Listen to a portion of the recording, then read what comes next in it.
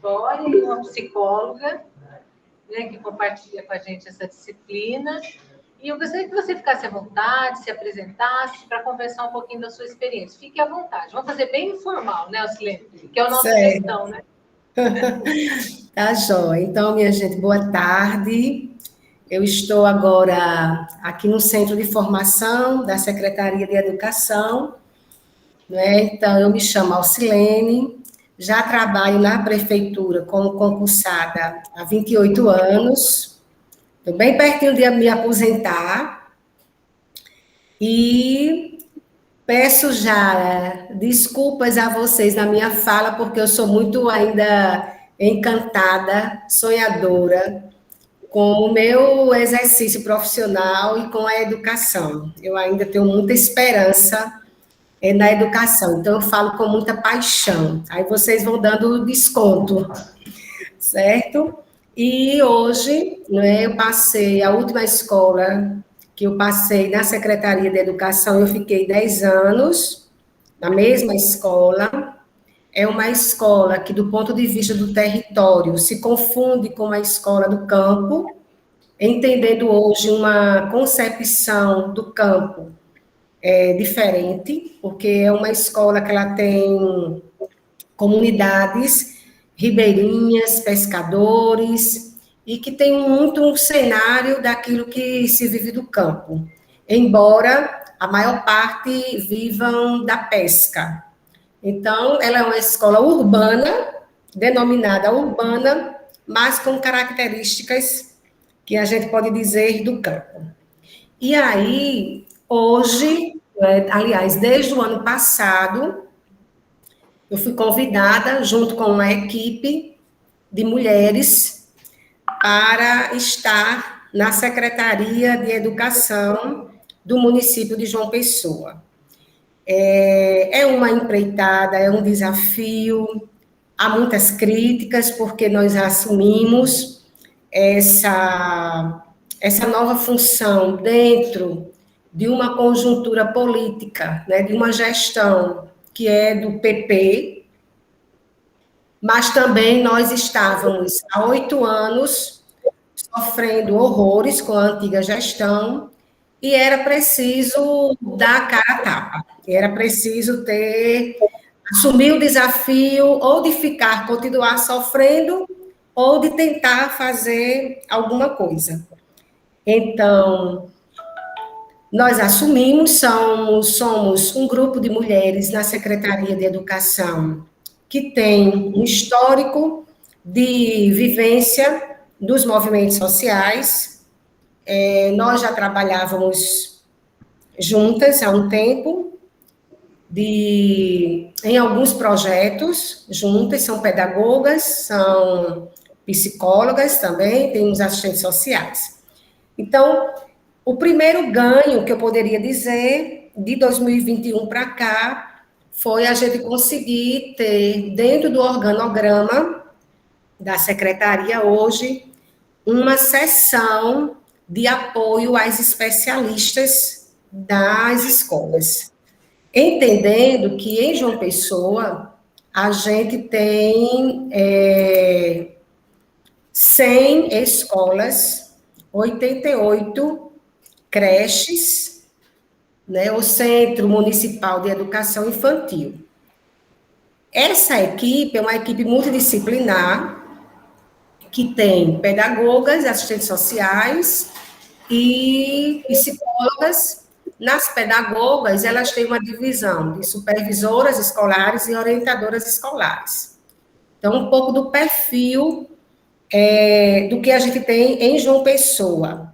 Nas creches, a gente tem a presença do assistente social muito pontualmente. Essa equipe ela não está estruturada da mesma forma que nós temos nas escolas. Mas essa equipe é uma equipe que, por exemplo, nós temos agora 8 escolas que estão sem assistentes sociais, ou por afastamento de licença médica, ou por aposentadoria. Então, esse número ele vai também flutuando ao longo do ano. Mas é possível, sim, afirmar né, que a rede municipal de João Pessoa, ela tem essa configuração desses profissionais dentro das escolas, né, na educação básica. Então, isso para a gente realmente é um ganho. O primeiro concurso, ele se dá na década de 90, né? Eu sou de 93, nesse concurso de 93, e assumimos em 94. Acho que foi o maior concurso de lá para cá. Agora, em dezembro, sai um novo edital, né? Dentro do plano de cargos e carreira, nós somos, dentro do plano, profissionais da educação, então, o nosso salário também ele é pago pelo Fundeb, então tem a mesma proporcionalidade dos professores, né? Eu poderia dizer que hoje, talvez no Nordeste, João Pessoa tenha um dos melhores salários, né? Só para a gente ter ideia que hoje, para a gente não é vantagem a gente sair do município para assumir como professor substituto na universidade, na federal, né? E a gente tem 30 horas, né? Nós somos dentro das 30 horas, né? Então, dezembro vai ter concurso, vai sair o edital, a gente está aqui nessa luta, né, para o concurso, e com muitos desafios, né, com muitos desafios. Então, uma coisa que eu tinha colocado aqui é que, na verdade, a atuação do serviço social hoje, no município de João Pessoa, se pauta muito, né, por uma perspectiva curricular da educação. E aí, assim, ter essa compreensão da política da educação, como é que essa política ela se organiza, como é que ela se estrutura, ela é fundamental para a nossa atuação. Né? Quando a gente recebe os estagiários, a gente diz logo para eles, né, olha, é preciso compreender como é que a escola ela funciona, como é que a rede municipal ela se estrutura, para que a gente possa compreender quais são as políticas que estão, não é, para as escolas e de como é que elas chegam. Então, essa dimensão pedagógica e educativa do serviço social que Piana traz, né, nos seus livros, na sua teoria, é que, de certa forma, vem embasando a nossa atuação, mas eu diria também que a gente tem, quando eu digo a gente, né, é claro que nem todo mundo vai da mesma perspectiva, mas eu acho que eu posso afirmar que nós temos um grupo de profissionais muito atuantes. Então, um grupo de profissionais que se destacam, que se destaca dentro das discussões, é um grupo que vem contribuindo muito, né, com a rede, entendendo a escola pública como esse campo das tensões sociais, né, e que na escola pública, quando eu estive como professora substituta na Universidade Estadual, eu sempre dizia para as alunas da disciplina de Política e Educação, que a escola, ela é realmente o palco, né, onde a gente pode perceber, onde eclode, né, as mais variadas formas da questão social, da expressão da questão social. Por quê? A gente dialoga com a assistência, a gente dialoga com a saúde, e a gente vai fazendo essa interlocução, né, com as outras áreas, por conta mesmo das necessidades que vão surgindo. Por outro lado, né, para a maioria das assistentes sociais que hoje, né, desempenham essa função nas escolas, eu acho que também está muito presente nas nossas ações, né, os dois referenciais, que é o projeto ético-político da nossa profissão e o código de ética. Então, aquilo que baliza as nossas ações, né, vem com esses dois referenciais, né? Entendendo também no nosso trabalho, toda uma dimensão de uma educação emancipadora, muito mais na perspectiva da emancipação humana, quando o Yves Ottonier coloca, né? E aí a gente não pode ser ingênua de pensar que a gente vai resolver tudo, mas a gente tem esse balizador e a gente tem esse referencial de que a nossa ação ela precisa estar conjunto, muito ligado a isso, né? Que concepção de educação é essa que a gente tem? Porque é esse referencial que nos faz ir à luta e não se acostumar com aquilo que está posto de uma política mínima. Então, esse tensionamento, esse conflito, ele vai sempre exigir, vai existir e vai exigir da gente um posicionamento, né? É lógico que as profissionais que hoje são prestadoras de serviço, que não são concursadas, elas ficam num campo bem maior de vulnerabilidade. Então, a gente compreende, nós temos hoje, acho que quase 30 profissionais que estão nessa condição de fragilidade do ponto de vista, né, das relações de trabalho, mas penso que também a maioria vai nessa perspectiva dessa educação, mais na perspectiva da emancipação humana. E aí também compreender, não é, o nosso lugar como uma profissão na divisão sociotécnica do trabalho, né, que a gente passa também pelos mesmos perrengues, pelos mesmos conflitos que qualquer trabalhador passa. É lógico que, em dado momento, não é, a gente também vive, né, esse conflito do desânimo, de achar que a gente não está fazendo nada, ou de achar que é muito pouco que a gente faz, não é? Mas, de certa forma, é esse movimento, né, que nos faz, né, avançar do ponto de vista da política da educação. Então, esse cenário, assim, eu acho que essa é uma discussão que está muito posta, né? Agora mesmo pela manhã, nós estávamos num seminário sobre a Lei 10.639, não é? E aí o nosso projeto, enquanto secretaria, por uma cidade antirracista, e o que significa isso do ponto de vista do serviço social, né? Qual é o nosso lugar como profissionais para assumirmos, né, dentro das escolas, essa postura, né, do antirracismo. Então, num cenário que a gente tem hoje, é muito difícil, porque não dá para trabalhar no enfrentamento ao racismo sem esbarrar nas religiões de matriz africana. E talvez esse seja o ponto mais, né, vulnerável, mais frágil para se colocar no campo do racismo. E aí, assim, né, o que é que a gente realmente, o que é que a gente faz, como é que a gente enfrenta? Primeiro, eu acho que a gente enfrenta um grande desafio, que é de estar nessa equipe multidisciplinar e não se perder enquanto profissional.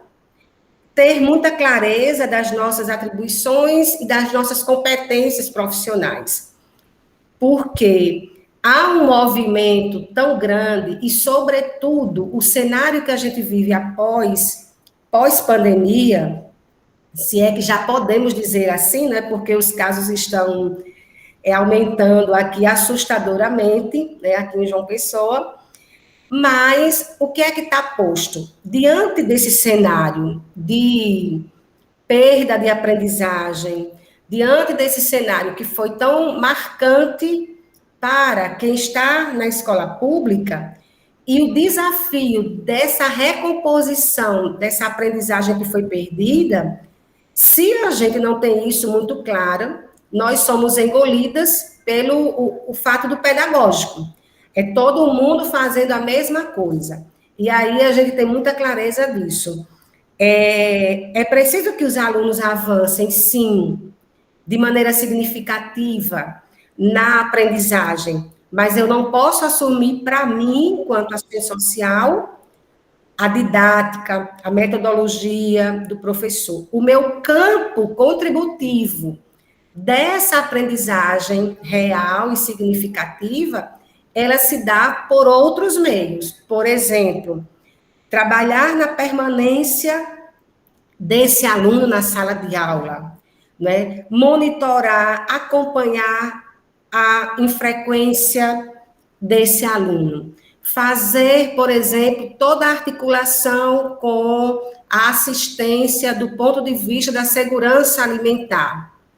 Quando eu faço isso, eu estou contribuindo para que essa aprendizagem ela exista. Mas eu não estou, o meu foco não é o pedagógico do ponto de vista da metodologia, do planejamento com o professor, ou da didática com o professor. Eu tenho clareza, né, de que todas as minhas ações convergem para a função social, que é da escola, que é da educação. E, por exemplo, do ano passado para cá, a gente teve um aumento considerável dos abusos sexuais, né, dos assédios sexuais. Então, o nosso foco é esse, do ponto de vista da dimensão pedagógica do trabalho do assistente social. Então, toda a formação que nós fizemos o ano passado, inclusive porque nós temos um dado que nas creches, no grupo de 4 e 5 anos, esse número vem gradativamente aumentando. Então, como vamos trabalhar com as profissionais que estão nas creches para que elas possam perceber, né, estar sensível para perceber quando é que a criança está sendo abusada. Então, uma das questões, né, nossa, que a gente pode dizer, primeiro vem dessa permanência, né? E essa permanência, ela acontece quando também o acesso acontece. Por quê? Por mais que a gente diga que hoje, né, no Brasil, a gente já tenha todo o acesso para a educação básica, ou a gente chega quase a 100% desse acesso, mas a gente ainda tem, não é, os estudantes, as crianças e adolescentes, uma parcela que não consegue chegar na escola, né? E, às vezes, essa questão do acesso, ela vem de forma tão sutil que vamos pensar que legalmente, oficialmente, ninguém nega a matrícula, mas se nega. Tem variadas formas de se negar matrícula para o estudante ou estudante. E parece que isso, ele deveria estar superado. Até deveria estar, mas não está. Há uma demanda ainda reprimida, né? Há uma demanda de uma parcela de crianças e adolescentes que não conseguem chegar até a escola. Aí, por exemplo, aqui tem uma discussão que é assim: não dá para a matrícula ficar aberta o ano todo. Como não dá? Porque as famílias, elas são cambiantes também, elas são flutuantes. Hoje estão em um bairro, no próximo mês muda-se para outro bairro ou para outro município. A construção civil, no campo da construção civil, se tem obras mais para o interior do estado, essa família também vai. Quando a obra acaba, a família volta. E como é que fica essa criança que vai e volta no mesmo ano? Vai se negar porque é setembro, porque é agosto? Não.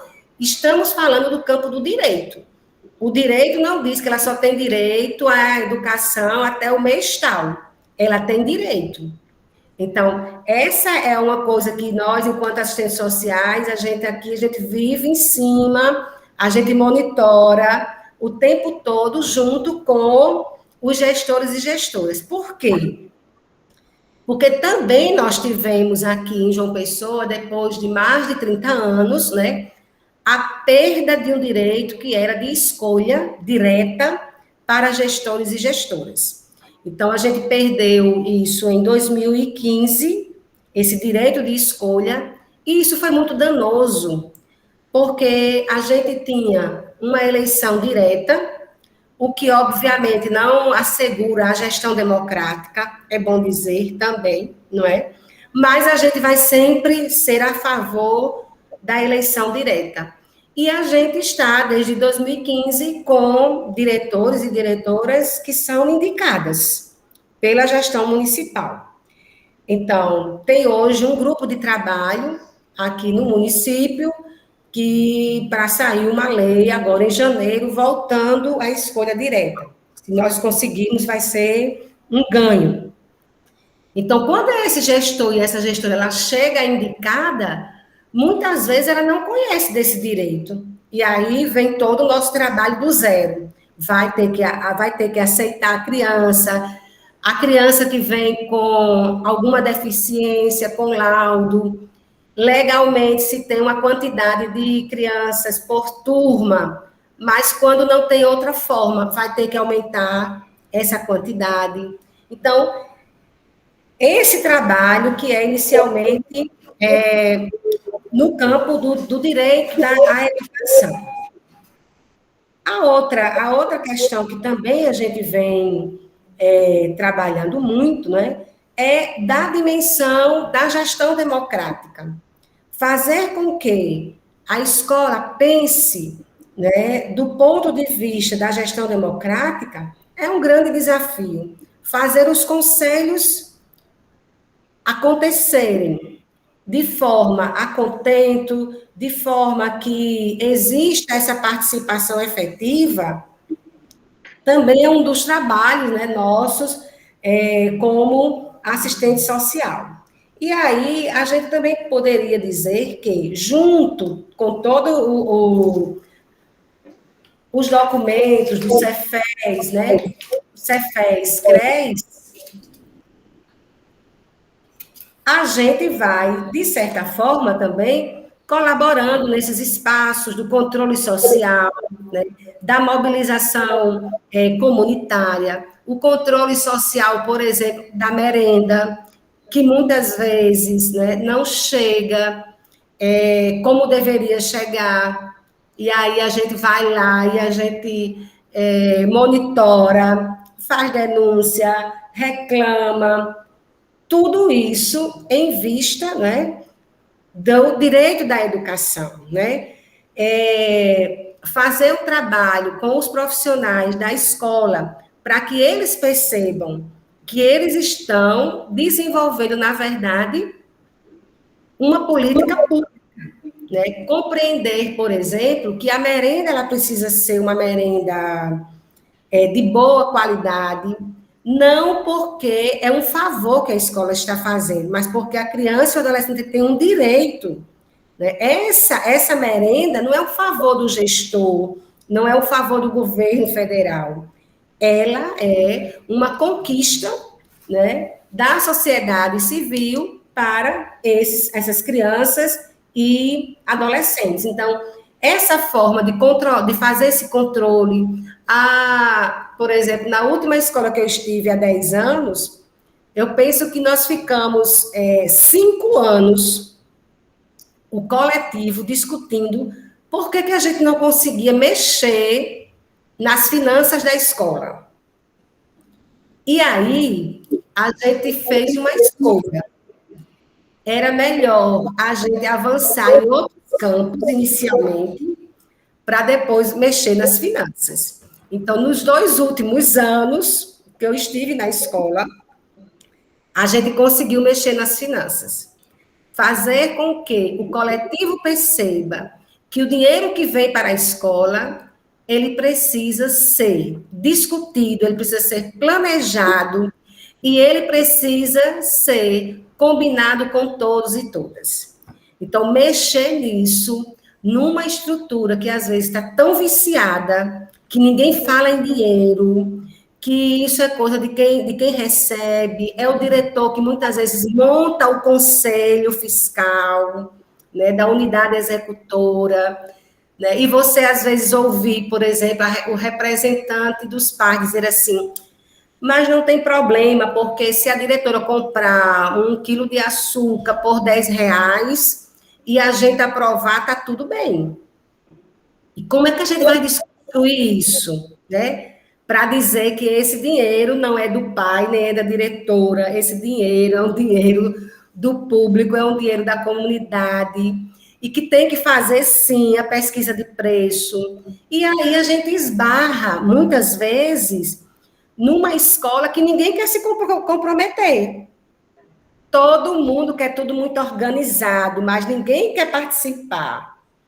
Ninguém quer ir fazer tomada de preço de 2, 3 empresas, né? Ver o que é a marca que é melhor, o preço que é melhor, né? Então, essas coisas que a gente vai adentrando como profissional, né?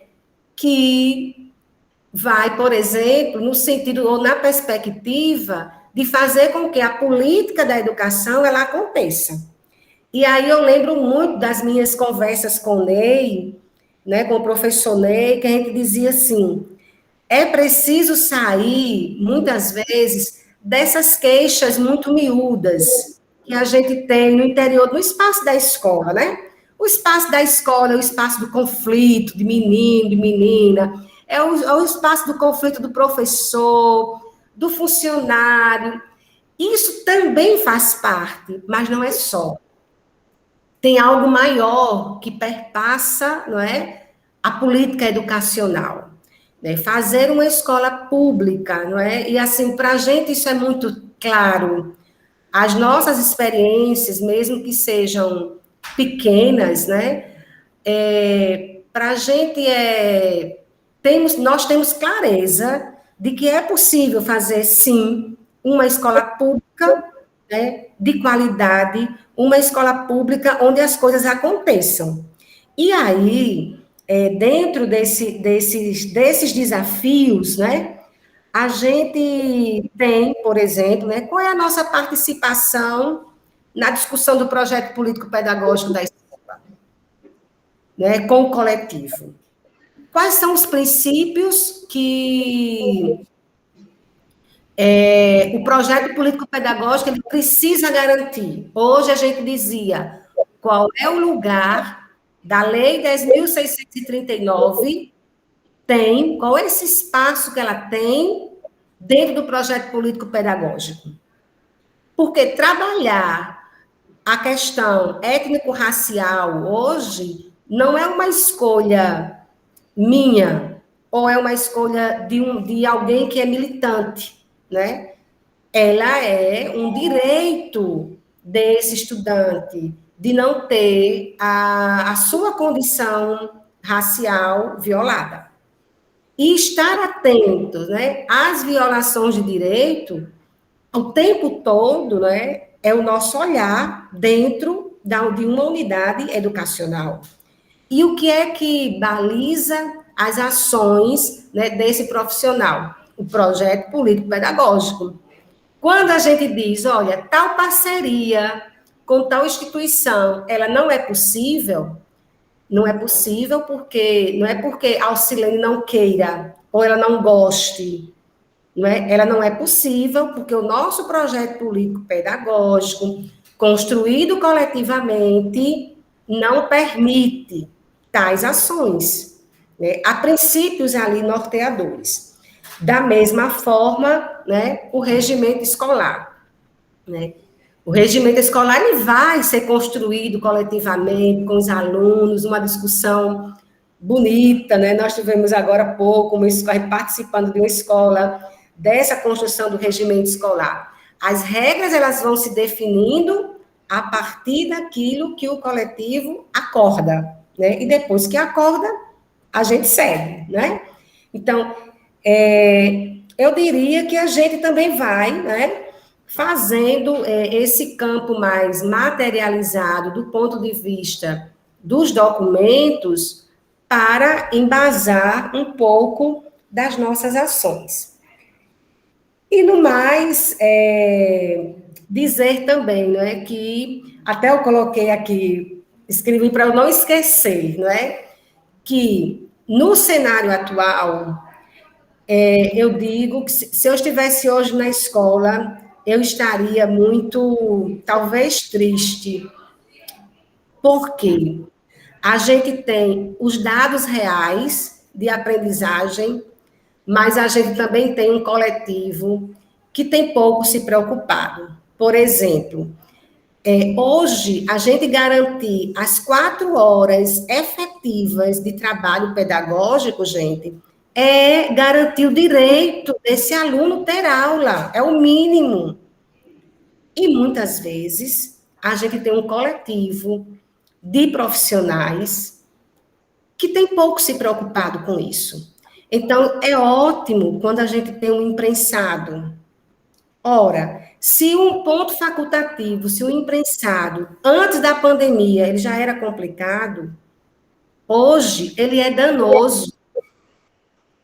E pensar isso do ponto de vista da negação do direito dá muito trabalho, né? Porque a gente também diz assim aqui em João Pessoa, nós temos o nosso salário no final do mês, todos, né? Nós temos o nosso salário no final do mês sem faltar. Mas a gente também, não é, se acostuma a dar pouco para essas crianças e adolescentes. E como é que a gente quer mudar esse cenário, né, que a gente tem aqui, que a gente tem no Brasil, não é, de crianças que aprendem na idade certa? Então, hoje o nosso debate com as profissionais tem sido muito nessa direção, né? Os desafios com a pandemia se aprofundaram, é verdade. A gente tem uma rede hoje que nós recebemos praticamente 50% da rede na estrutura, na infraestrutura péssima, e mudar isso não se muda de um dia para o outro, né? E isso tem um impacto, sim, na aprendizagem. Enfim, mas, né, como eu disse que eu sou encantada, ao mesmo tempo, a gente também tem avançado muito na dimensão das lideranças estudantis, por exemplo, né?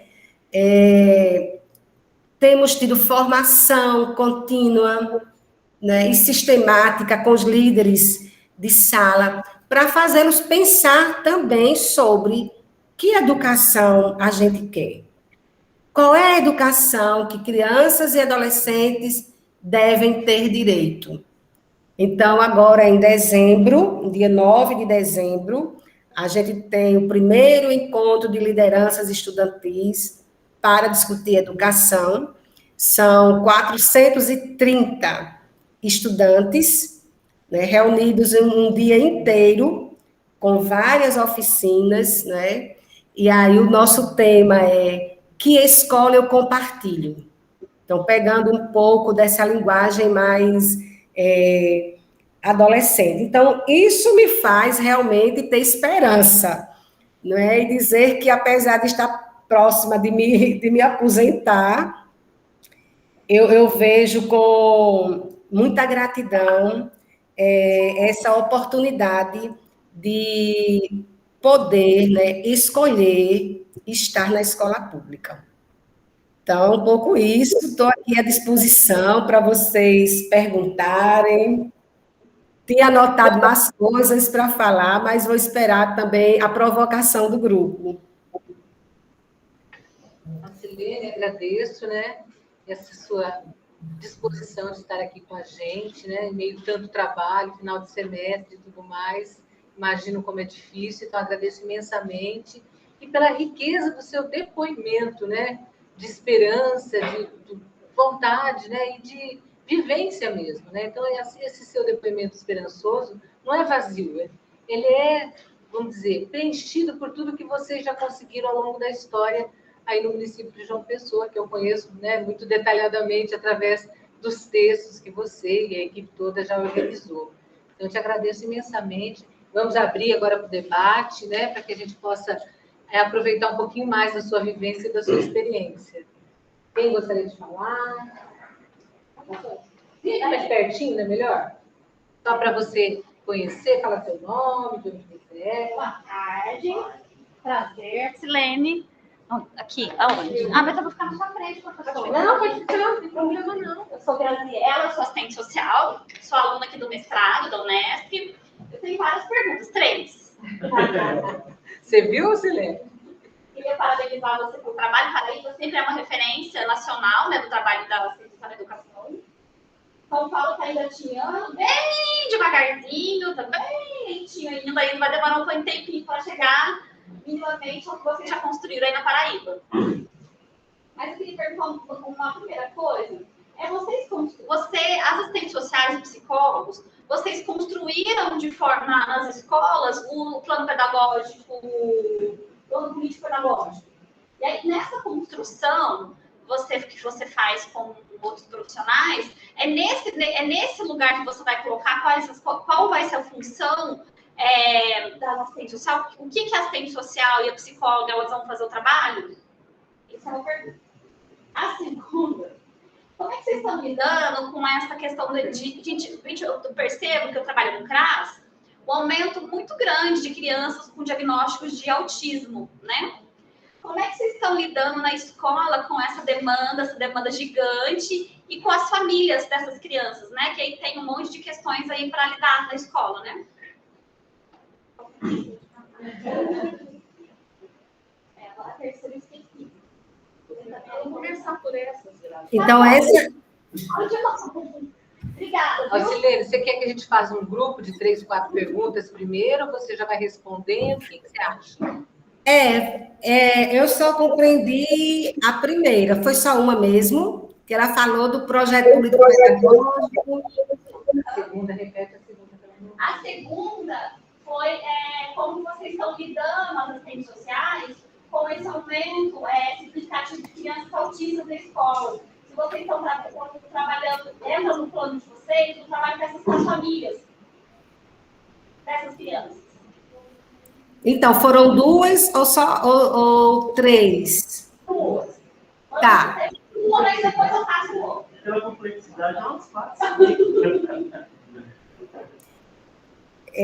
Então, na primeira, se eu compreendi bem, né, você pergunta como é que essa construção do projeto político-pedagógico, né, ela ocorre, né, nas escolas. Esse é um movimento que realmente cada escola ela faz. É claro que pelo Conselho Municipal de Educação, a gente tem um período de vigência e de revisitação desse projeto político-pedagógico. Mas aí, cada escola, ela tem o seu movimento, e nesse projeto político-pedagógico, em linhas gerais, a gente tem o que é que cabe a cada profissional dessa equipe multidisciplinar, não é? Então, essa construção, as experiências que eu tenho, é uma experiência de muita discussão coletiva.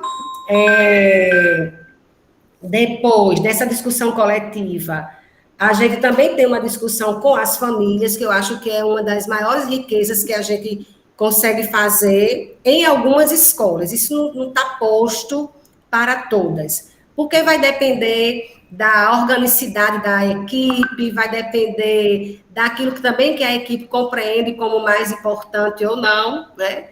É possível até afirmar que tem algumas escolas que o seu projeto político-pedagógico, ele é construído por uma equipe que sistematiza e, enfim, está lá enquanto documento, mas não é um documento que rege as ações, né? Nas 2 escolas em que eu trabalhei na rede municipal, eu tive o privilégio da gente poder fazer realmente uma discussão coletiva, né? Do que é que a gente compreende como concepção de educação, do que é que a gente compreende como princípios, envolver as famílias na discussão de currículo, enfim. Inclusive para que as famílias pudessem opinar se a gente poderia trabalhar as questões de gêneros, as questões de racismo, né? Então, a gente fez essa discussão de forma muito coletiva, com as famílias e com os alunos, né? Então, um pouco isso desse movimento do projeto político-pedagógico. Com relação a esse aumento, né, considerável. Para você ter ideia, de 2020 para cá, João Pessoa teve um aumento de 35% de crianças, né, com deficiências na rede municipal de educação. Hoje, de 72 mil estudantes na rede toda, a gente já tem mais de 3 mil alunos e alunas com laudos comprovados, né? É um outro grande desafio. Nós temos uma assistente social chamada Fábia, que teve a sua dissertação com esse foco, né, nas crianças com deficiência, e qual seria o trabalho das assistentes sociais nesse processo.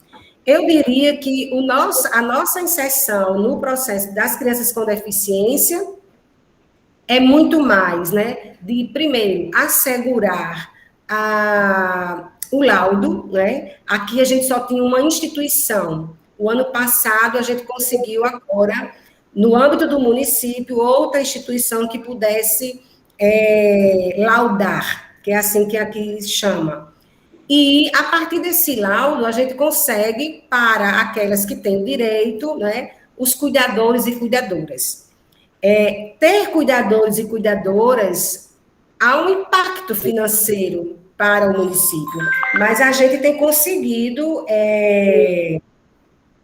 sim, não é? A gente tem conseguido ter esses profissionais nas escolas. O que a gente também tem feito é uma discussão no âmbito das escolas, né, com as assistentes sociais, no sentido de acompanhar a família, saber se a família ela tem conseguido levar para as instituições de apoio das ações complementares, né, os outros serviços, esses encaminhamentos a gente faz, mas o grande desafio mesmo é no interior da sala de aula. Como que ocorre essa adaptação dessas atividades, como garantir, porque o nosso papel é como garantir que esses estudantes, eles possam também usufruir de atividades, né, adaptadas para as suas deficiências. Mas eu considero que esse é um dos grandes desafios para nós. Obrigada, viu? Obrigada, Silene. Quem mais? Elaine. Boa tarde, professora. Eu me chamo Elaine e eu sou psicóloga. Estou fazendo mestrado aqui junto com o serviço social do Programa de Pós-Educação. E aí a senhora colocou uma questão que faz muito sentido para mim, né, por essa própria condição, que a senhora colocou o desafio da composição das equipes multidisciplinar ou interdisciplinar. Então, até assim, a questão de manter preservada a sua identidade e construindo uma identidade na educação. Então, eu gostaria, assim, de saber como se dá isso na prática, se vocês têm reuniões, como que é essa vivência no dia a dia em relação a isso. E uma outra questão é sobre também a participação estudantil. A senhora falou do projeto Que Escola Compartilhamos, né? Qual é, assim, o mote sobre o que o que focaliza esse projeto? Obrigada. Então, né, essa discussão sobre a identidade profissional, né, da gente junto à equipe, né, ela se dá porque, primeiro, que cada escola precisa definir seus horários de planejamento. A gente tem dois movimentos. Um movimento que é de planejamento interno dessa equipe, interdisciplinar ou multidisciplinar, não é, como queiram chamar, e a gente tem um outro momento de reunião que é da equipe com a equipe gestora da escola. Então, a gente tem esses dois movimentos, né? E é nessa discussão que a gente consegue definir, por exemplo, no início do ano, nosso plano de ação, que está lá quais são as ações que a gente definiu durante o ano letivo, que lá a gente tem, isso é seu, né? Então, isso aqui é comigo. Por exemplo, havia uma discussão muito grande que só quem podia fazer a visita domiciliar era a assistente social, ninguém mais. Até desconstruir isso, né, foi dureza, né? Porque quando você tem uma equipe que compreende todo esse movimento, ótimo, a gente vai... a discussão ela é leve. Mas quando a equipe ela não tem clareza dos seus papéis, então vai jogando um para o outro. Né? Então, assim, essa definição, eu diria que, primeiro, o que é que não faz a gente fazer essa confusão de papéis? Né? Saber o que é nosso. Né? Então, assim, por exemplo, o diretor chega e vai dizer assim, olha, você vai fazer, pronto, você vai ver a questão das leituras dos alunos de tal turma. Não, isso não me cabe como assistente social. Primeiro que eu não tenho formação para ver nível de leitura de aluno. Eu não sei fazer isso, não é da minha formação. Então, isso vai ficar com a pedagoga. Ah, ela não dá conta, então a gente pode ver outras estratégias. Quem pode ajudar na escola? Não é? Porque senão a gente vai assumindo papéis que não são nossos e a gente vai deixando outros.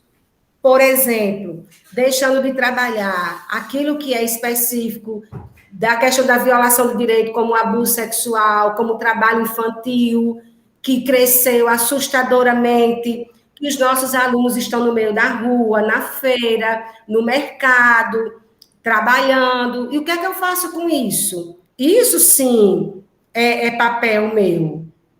Entende? Então, essa construção e essa definição das identidades e dos papéis profissionais, isso se dá na construção coletiva, no debate mesmo, né? Então, para isso é garantido que todas as equipes elas se encontrem quinzenalmente. Então, isso já é uma definição da própria Secretaria de Educação, não é? E com relação às lideranças, esse projeto de lideranças, é que os projetos de lideranças que a gente tinha na rede do município, ele era também muito a cargo das equipes que tinham interesse ou que consideravam importante. Hoje, no próprio organograma da secretaria, existe uma seção de protagonismo estudantil. Então, há todo o movimento, né, de escolhas de lideranças, essa formação desse protagonismo, e aí, como a gente vem caminhando desde fevereiro agora de 2022, né, nesse projeto, o que a gente vem discutindo com os estudantes, né, é a perspectiva, sim, não é, da educação, né, de que educação eles têm direito, qual é a educação que eles querem. Então, a gente já teve, no primeiro semestre, um encontro com lideranças, só apenas com 200 alunos, e agora a gente vai expandir para que eles possam pensar sobre a educação, né? A educação que eles têm, de fato, real, mas também qual é outra educação que é possível deles terem como garantia de direito. Né? Então, assim, a gente tem ajudado nas escolas, né? E aí eu estou falando enquanto Secretaria de Educação. A gente tem provocado, né, as escolas nessas discussões.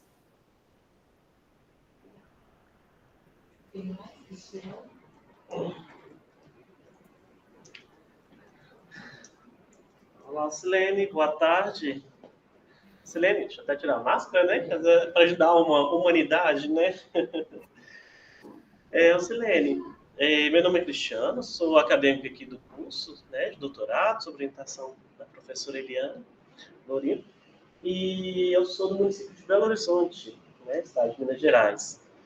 E acho que a primeira coisa é falar, né? Toda vez que a Eliana fala assim, qual que é a referência no Brasil, ela fala de vocês. E realmente, né? É isso mesmo. Parabéns aí pelo trabalho, né? Eu acho que ainda mais no momento que a gente vive, né? A gente só vê falar de corte, de destituição de conquistas, né? De recuos, né? Nas conquistas civilizatórias, né?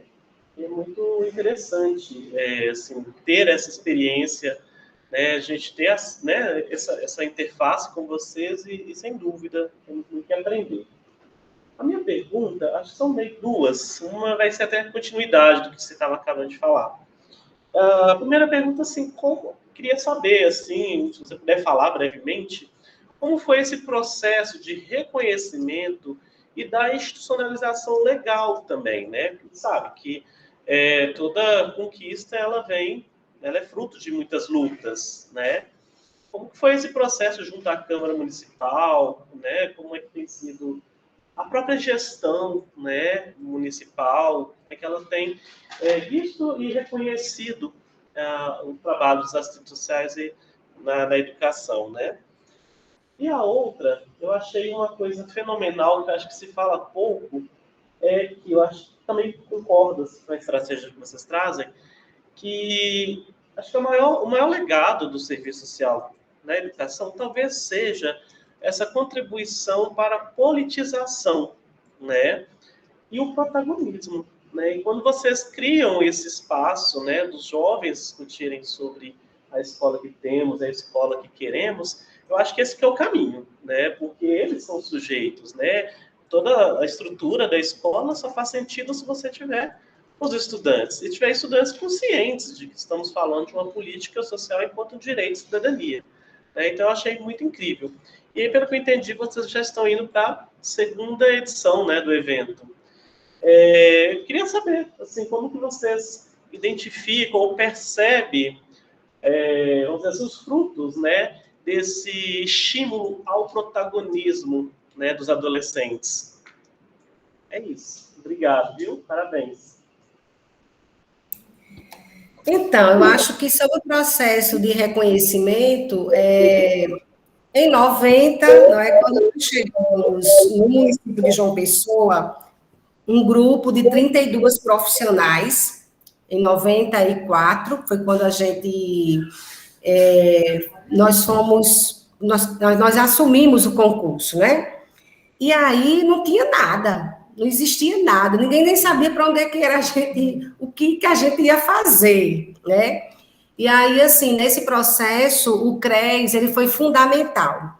Ele foi o nosso porto seguro, porque foi através do CRES que a gente conseguiu fazer várias reuniões, a gente escreveu um documento bem simples, né, para que pudesse nortear as nossas práticas, mas também é verdade que nós tivemos, na outra gestão desse mesmo prefeito, há 16 anos atrás, a gente teve um secretário de educação que veio, já tinha tido experiência como reitor na Universidade Federal da Paraíba, né, o professor Neroaldo Pontes.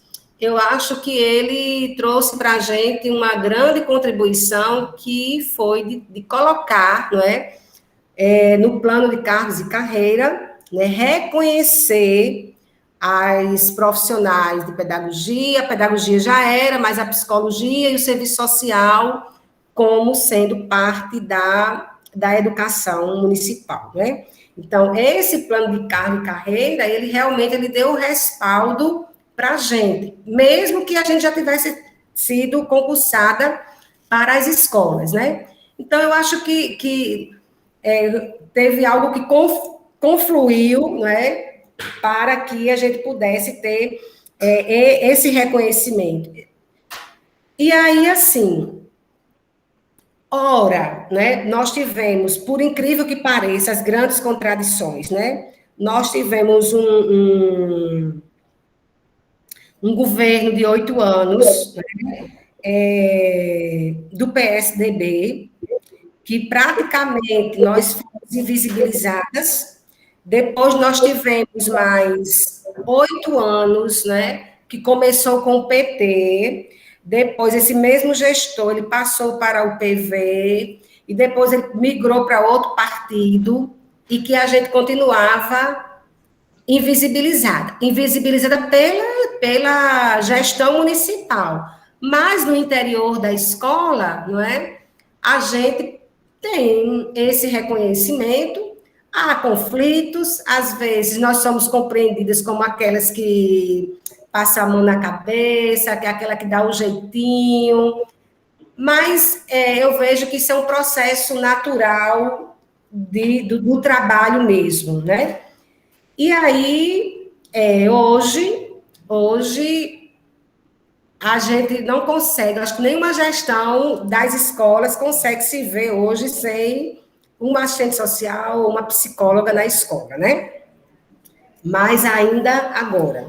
Então, esse processo de reconhecimento, eu acho que ele está consolidado, né? E aí, quando é agora, nessas últimas eleições para o município, junto com toda a luta da lei, né, dos assistentes sociais e psicólogos na educação básica, a gente conseguiu, através da Comissão de Educação do CRES, fazer uma conversa com os 2 candidatos no segundo turno e fazer com que eles pudessem assumir uma carta compromisso conosco de que a gente precisava ter uma comissão na Secretaria de Educação. Esse diálogo foi muito bom. Assim que o prefeito assumiu, acho que foi um dos primeiros atos dele, foi instituir essa comissão. É preciso dizer que a gente fez todo um diálogo com o CRES, por exemplo. A Comissão de Educação indicou, sugeriu o nome de 3 profissionais efetivas para compor a equipe na secretaria. Dessas 3 pessoas, ficou uma. Tivemos muitas dificuldades com o CRP, né, o Conselho Regional de Psicologia, que se isentou, que não quis indicar, e que até hoje há uma dificuldade de ter o representante dos psicólogos e psicólogas na comissão. Eu diria que essa comissão, no interior da secretaria, ela tem tido bastante dificuldades, mas aí também a dificuldade, que é contraditória, a dificuldade da articulação com os profissionais, né? Então, agora, acho que em dezembro, a gente tem uma outra conversa para ver que rumo a gente vai dar a essa comissão, né? Porque a ideia dessa comissão da secretaria era de poder mesmo ser um canal de diálogo com todos os profissionais da rede. E uma comissão que pudesse pensar em ações conjuntas, né? E que pudesse ir fortalecendo as profissionais. Então, a gente não tem conseguido caminhar muito bem com essa comissão. Tivemos alguns problemas, né?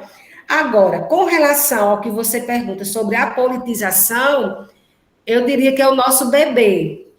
É um bebê na secretaria, porque a gente começa esse ano já fomentando nas escolas essa escolha de lideranças. Não é? Primeiro houve as lideranças de turmas, toda uma formação para as profissionais das escolas, de assistentes sociais, de psicólogos, que pudessem ter interesse em assumir essa ação no interior das escolas. Após esse momento, a gente começa a encontrar com esses líderes, né, para que a gente possa dar início a essa formação política. E aí é muito contraditório, porque como é que a gente faz isso num cenário tenebroso que a gente viveu nesses últimos anos, né? E a gente tem um gestor que é do PP. Então, mas, contraditoriamente, né, o prefeito, ele esteve em todas as reuniões que a gente fez, maiores, as reuniões maiores, né, os encontros maiores de lideranças, ele esteve, e a fala dele era de ratificar a importância, né, desse processo político junto aos adolescentes. E aí a gente ganha força, né, com ele, já que ele faz isso, e a gente vai ampliando e vai fortalecendo esse movimento. Agora, nós estamos com 70% das escolas, além de ter as lideranças de sala, cada escola tem o seu conselho de líderes. Uma coisa que também nos ajuda é o movimento junto com a rede de proteção. Então, a gente tem muito forte aqui a discussão do Estatuto da Criança e do Adolescente, fomentado pela rede de proteção, não é? A gente tem conseguido ampliar a organização das redes de proteção por território. Só esse ano a gente conseguiu criar mais 4 redes de proteção. Essa discussão, ela é uma discussão que vai na comunidade, junto com a saúde, com o CREAS, com o CRAS, né? E aí a gente tem ampliado o nível de participação de outras instituições também, dependendo do território. Então, a gente tem território que até os pequenos empresários, os donos de mercadinho, têm participado também conosco da rede de proteção. E aí, uma coisa que a gente também tem mobilizado muitas escolas é participar da rede. É preciso participar da rede. Por exemplo, a gente tem uma caminhada, no dia 25, uma caminhada num território que é gigantesco, é um dos maiores territórios que a gente tem aqui em termos de população. Esse território vai fazer uma caminhada, né, no enfrentamento ao racismo. Então, a secretaria apoia, as escolas se organizam, os estudantes participam e eles que fazem, eles se organizam para também fazer a pauta. O que é que vai ter nessa caminhada? Então, essa é uma discussão que vem pela rede de proteção. Né? E a gente, enquanto secretaria, a gente articula para que as escolas possam participar. Isso tem sido um movimento bonito que a gente tem feito junto às redes de proteção também.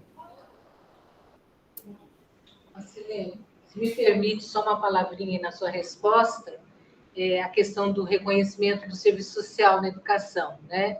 De fato, teve forças políticas, um momento histórico, que, vamos dizer, contribuíram, né, para que fosse reconhecido e consolidado o serviço social na educação.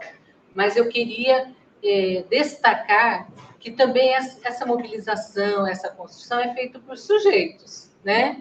E esses sujeitos têm assistentes sociais, tipo a Alcilene, né? E outras colegas que você tem aí. A gente não pode dizer que é o grupo todo, porque é um grupo grande, heterogêneo, né? Mas teve lideranças também nesse grupo que se fincaram nesse posicionamento, nessa posição a favor do direito à educação, nessa perspectiva democrática, nessa consolidação do projeto ético-político profissional do serviço social na educação. Então, acho que isso é muito importante, né? Como que essa autonomia relativa do assistente social, ela é um elástico mesmo. Vocês conseguiram esticar essa autonomia o máximo possível. Isso depende do conhecimento, da força, da mobilização desses profissionais, e dentre eles, com certeza, você. Então, só dizer isso como é importante, porque às vezes os assistentes sociais chegam para a gente e falam assim, mas é muito difícil, eu não vou conseguir, eu não tenho espaço. Eu falei, nada nos é dado, tudo nos é, né, conquistado, não tem nada, ninguém vai,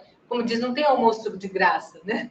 A gente vai ter que conquistar espaço, conquistar reconhecimento, mobilizar ações, correr atrás de ampliar o nosso conhecimento também, de encontrar estratégias, de entender o que é planejamento, o que é projeto, o que é autonomia, né? O que é teórico, metodológico, ético-político, técnico-operativo. Então, a gente tem que fazer uma ação de empenho nessa construção. Então, assim, eu queria só dizer isso porque você, que eu mais tenho contato da equipe, apesar que tem outras que eu conheço também, mas, assim, faz a diferença.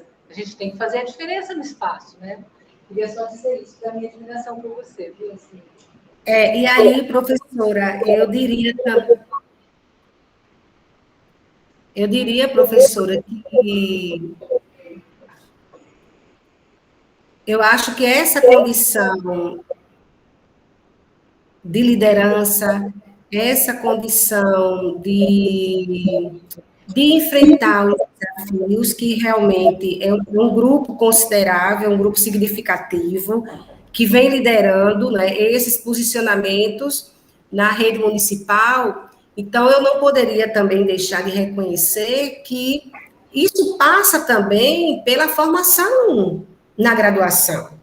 A nossa formação acadêmica, ela é também responsável, né, por esse processo. E aí eu diria que, junto com a formação acadêmica, muitas, eu acho que até caberia, né, um estudo, isso que veio agora, mas, por exemplo, muitas de nós viemos do movimento social.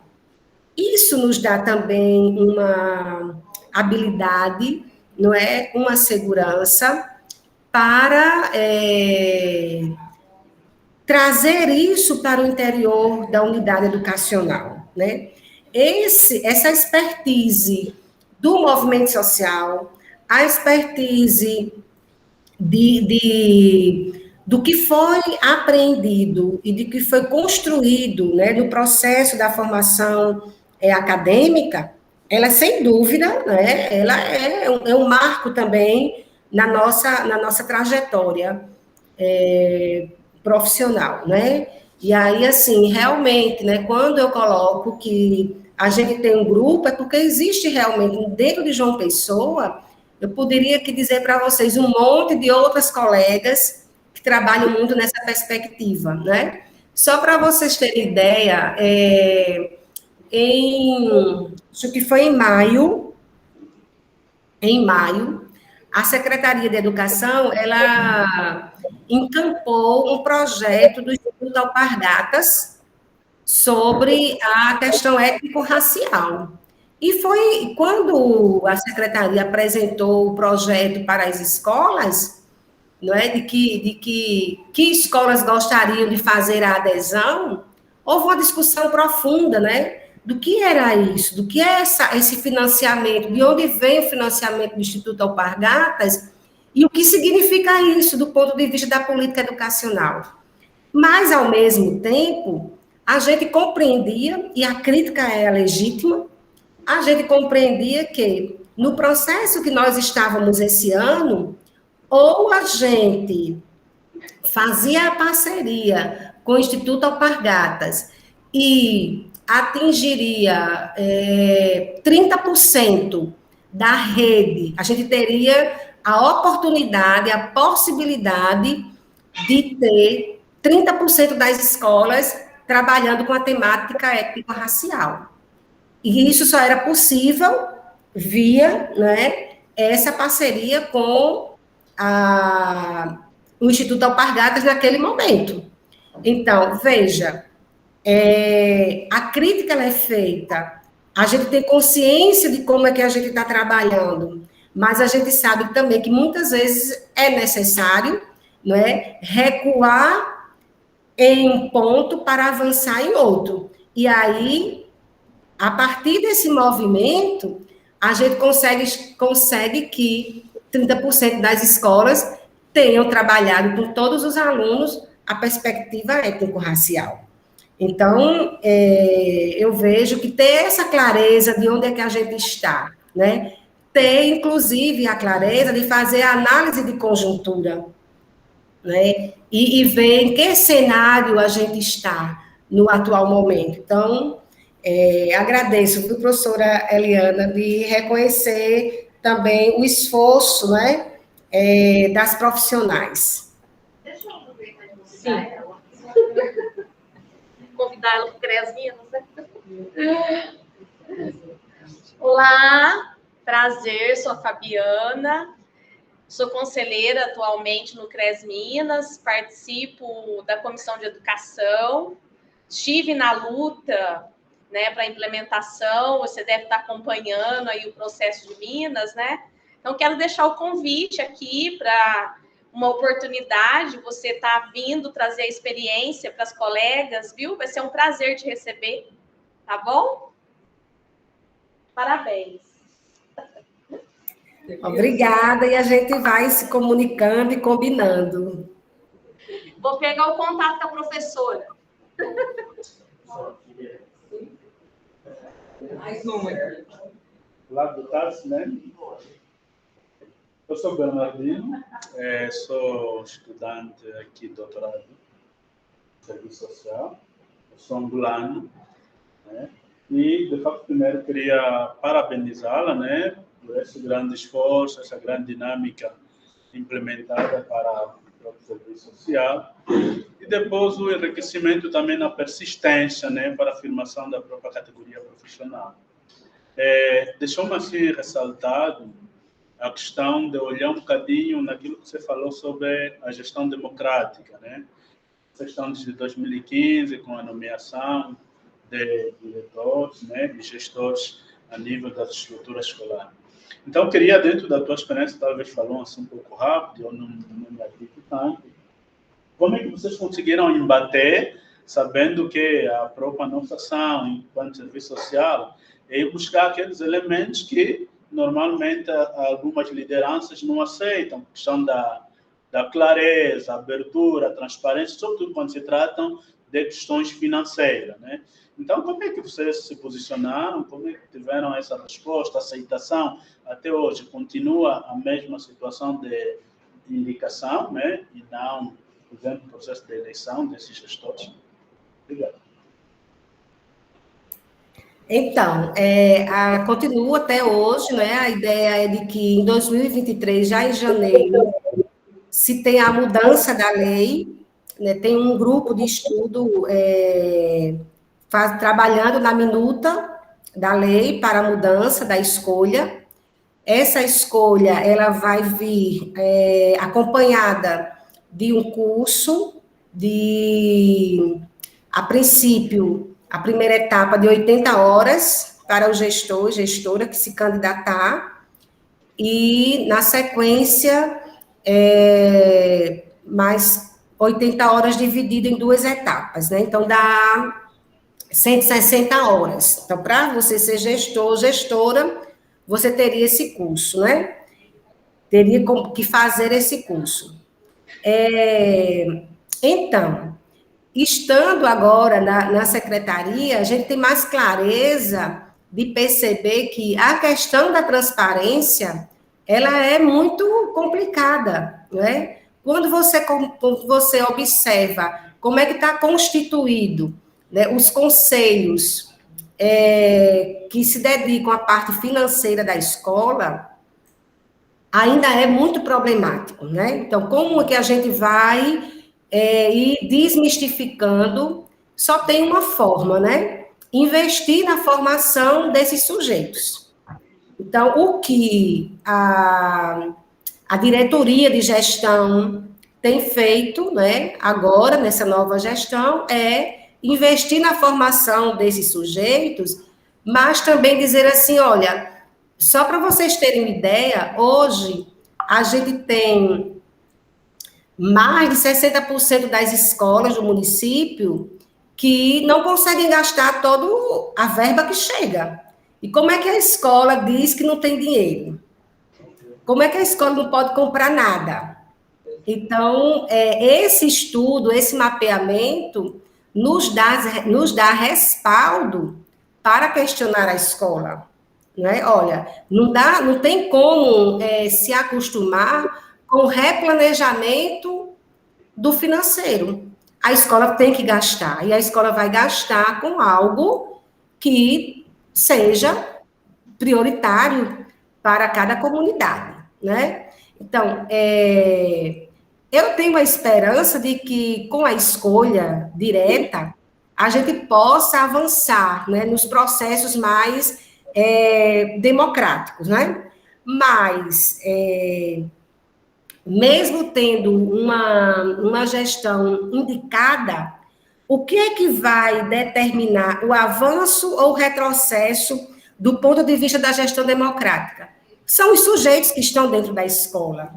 Por mais que a secretaria imponha um decreto, tenha um movimento mais aberto, se aqueles sujeitos que estão na escola, eles não se comprometem, a gente não consegue avançar, não é? Então, é preciso fazer esse movimento desse entendimento de qual é o meu lugar na escola pública. Eu como professor, eu como funcionária, eu como merendeira, né? Como é que eu me vejo nesse espaço socioocupacional? E aí vai também, né, vale também para as assistentes sociais, para os psicólogos, né, profissionais que muitas vezes que têm todos os campos, né, profissionais que muitas vezes não está comprometido, vai lá dar seu expediente e vai embora. Então, isso está posto, né, isso está posto. Quando a gente tem uma escola que a gestão ela é comprometida, que os profissionais são comprometidos, né, a coisa avança. Ela consegue ser diferente, né? E isso a gente é visível quando a gente chega numa escola. Eu tenho aqui uma escola que ela tem mais de 20 turmas, acho que são 28 turmas, só de anos iniciais. É uma escola num bairro muito periférico, são 28 turmas de primeiro ano ao 5º ano. Quando você conversa com a equipe da escola, a equipe gestora, a equipe das especialistas, que é assim que nós somos chamadas aqui, você percebe a relação, você percebe a consonância, como que elas estão articuladas, como que a escola vem avançando do ponto de vista das aprendizagens, né? E como que essa escola, ela já visualmente, ela é bonita, né? Ela é bonita porque ela é organizada, ela é limpa, tudo está muito sistematizado, né? Sistematizado. Então, esse movimento, ele vai contaminando os outros profissionais que chegam, né? E é nesse sentido que eu me encanto, que eu digo, é possível, sim, termos escolas boas para as crianças, né, tão fragilizadas que nós temos. Por que a criança da escola pública não é capaz de aprender? Ela é capaz de aprender. Agora, quem está lá quer que isso aconteça, defende que isso ocorra, não é? Então, é isso. Obrigado. Alguém mais? Professora, boa tarde, obrigada pela soma de saberes. Sou Laurita Bonespacho, e a senhora tocou em vários pontos importantes, dentre eles a questão das finanças, né? O investimento de uma política pública, que a priori está se aproximando timidamente da nossa categoria profissional, né? E nossa categoria é muito ousada nas temáticas que envolvem a nossa prática profissional.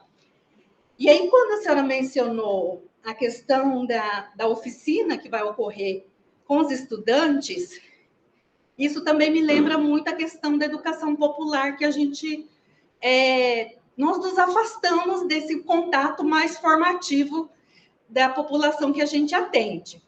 E aí, dentre esses 430 estudantes que você vai encontrá-los, teremos alguma temática provocativa sobre orçamento público na dimensão do estudante como controle social dessa política? Porque essa juventude é um tsunami de provocações da nossa área, quem está na educação, né? Então, eu gostaria de saber se vai ter alguma temática que vai dialogar com estes estudantes. Obrigada. Então, professora, realmente, vai ter sim. Agora, o nosso grande desafio ainda é encontrar alguém com uma linguagem, né, não seja tão técnica. Então, a gente vai falar assim, quais são, né, os recursos financeiros que chegam até a escola. É preciso a gente ter essa compreensão, que é preciso que o estudante saiba quanto é que é o custo aluno anual quanto é que ele investe, né? Ele investe na sua merenda, por exemplo, né? Então, a gente está, assim, né? São, a princípio, 10 temáticas, né? Dentro dessas temáticas também tem algo que tem nos desafiado, que é a questão realmente da saúde mental, né? Os nossos números são indicadores preocupantes de automutilação, de ideia suicida, então isso também vai entrar em discussão com os adolescentes, mas a questão do financiamento, sim. Aí, assim, para a gente, tudo é muito inicial, né? Então, a gente vai ter um momento pela manhã de maior, mais, digamos assim, de uma fala mais geral, do ponto de vista da importância da educação, né, para esses sujeitos, e à tarde a gente vai investir nas oficinas com eles, né? E aí é isso, é cutucar, é colocar a mosca atrás da orelha, né, desses estudantes, deles pensarem, deles poderem exigir que, por exemplo, seja colocado lá no painel da escola, quanto é que a escola recebeu, com o que gastou, né, por que gastou isso, aonde foi que eles foram consultados, né, nesse planejamento de gastos. E aí, assim, a gente está investindo, né? Sabemos que é um processo ainda muito inicial, mas, ao mesmo tempo, a gente consegue já visualizar os estudantes que têm esse perfil, né, de líderes, né, de querer, né, de se interessar, porque também põe por terra aquela visão negativa de que esses meninos não querem mais nada, de que só pensam na questão virtual, só quer o celular, só quer... Não é. Quando a gente oferece algo para eles, né, significativo, quando a gente coloca para eles algo que também os chama a atenção, né, a gente percebe que eles embarcam, que eles gostam, e que eles discutem, que têm ideias maravilhosas, né? Então, essa é a nossa prova de fogo, né? Eu diria que de dezembro vai ser a nossa prova de fogo com essa meninada. Marcelina, eu não sabia dessa proposta graciosa de vocês, essa eu não conhecia ainda, né? Mas eu já vou antecipadamente fazer um pedido. Até uma exigência. Escreva essa experiência, sistematize essa experiência. Por favor. A gente precisa socializar isso para mais pessoas fazerem o que vocês estão fazendo. Sim, exatamente. Muito interessante. Nossa, eu amei. Muito. Nossa, eu não estava sabendo disso, não. Você nem me contou. Então, vá já guardando todos os conteúdos, as falas e tudo mais, e vamos socializar, porque é muito, muito importante, viu? Desculpa a minha brincadeira, mas você sabe, provocativa também para você, tá? Alguém mais para a gente terminar, gente? Olha, Silene, eu gostaria de te agradecer imensamente. Olha, não tenho como de expressar em palavras a minha gratidão, porque realmente a pessoa que está lá no dia a dia, no contato, no cotidiano, é essa que tem que trazer o que é o serviço social na educação. A gente faz algumas pinceladas, né, de como esse processo surgiu e tudo mais, mas é vocês que estão, né, no dia a dia que traz para a gente o que é o trabalho do assistente social na educação.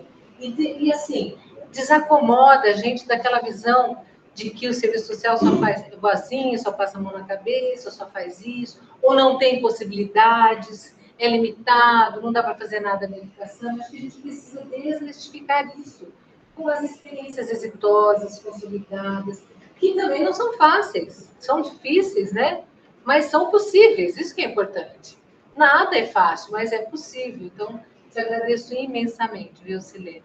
Muito obrigada, tá? Saudades de você. Depois a gente manda o certificado da sua participação, viu? E agradeço, um abraço para todo mundo aí de João Pessoa. Quero uma hora conhecer pessoalmente, ao vivo e a cores, com banho de mar e tudo. Quero uma hora com vocês, viu? Obrigada, Silene. Eu que agradeço, professora Eliana. Para mim é sempre um grande prazer, né? Eu digo assim, professora, eu não sei se eu vou conseguir atender, né, a expectativa do grupo. Eu sei falar disso, né, daquilo que a gente vem fazendo, dos nossos sonhos. É muito trabalho, né? Estando agora assim, na Secretaria de Educação, eu acho que eu vou sonhando mais, eu vou provocando mais. Né, as nossas colegas, já disse para elas que tenho vontade, às vezes, de sair, elas, não vai sair, não, você tem que ficar aí, mas é isso que nos move, né, a esperança de poder, pelo menos, tentar, né, fazer algo, não é, pela educação.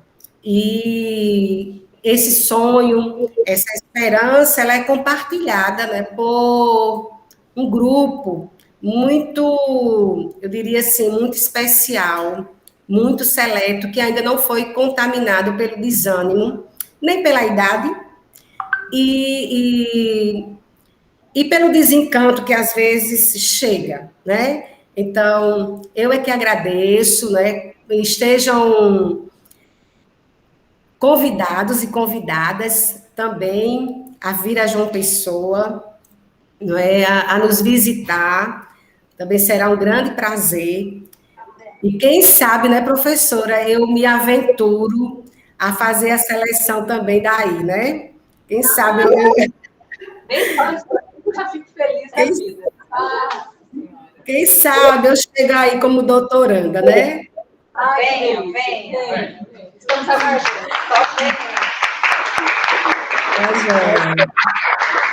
Beijão, Silene. Tudo de bom, viu? Obrigada.